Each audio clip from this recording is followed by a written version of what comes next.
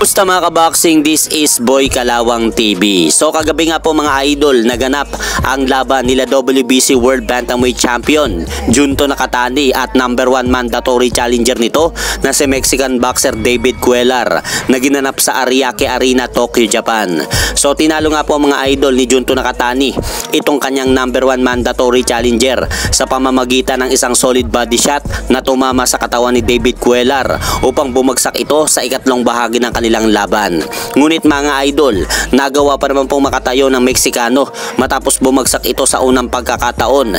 Pero sadyang gutom na gutom itong Hapon na si Junto Nakatani at animoy parang isang gutom na leon na parabang uhaw na uhaw sa pagkain na ibinigay sa kanya ng kanyang amo. Kaya dito na rin po sa bahagi ng round na ito, tinapos ng Hapon na si Junto Nakatani ang laban matapos paulanan nito ng mga ilang kombinasyon na suntok ang Mexicano. Kaya bumagsak po muli itong si David Cuellar sa pangalawang pagkakataon. Pero sa pagkakataong ito mga idol, hindi na po nasikmura ng referee ang natatamong suntok na Mexicano, kaya itinigilan nito ang laban. Kaya matagumpay nga po na depensahan ni Junto Nakatani ang kanyang korona laban dito kay David Cuellar.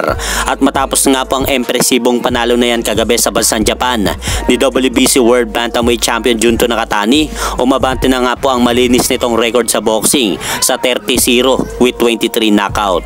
Habang nalasap naman mga idol ni David Cuellar ang kanyang kauna-unahang talo sa kanyang buong professional boxing career sa kamay ni Junto Nakatani, dahil bumagsak na nga po ang kartada nito sa 28 wins, 1 loss with 18 knockout.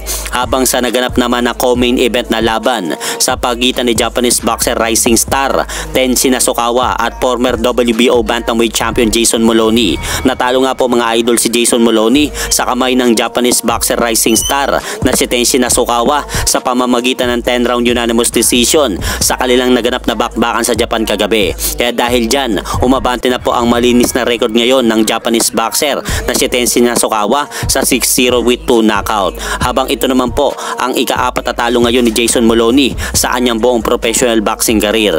At sa kakapasok-pasok lang po na balita mga idol, ayon po dito sa manager ni current WBA Interim World Super Bantamweight Champion Murodjon Akhmadaliev na si Vadim Kornilov, may pag-uusap na daw na nagaganap sa kampo nila at sa mismong kampo ni current undisputed World Super Bantamweight Champion Naoya Inoue. At basahin po natin mga idol ang mismong sinabi ng manager ni Murodjon Akhmadaliev dito sa lumabas na balita na ito.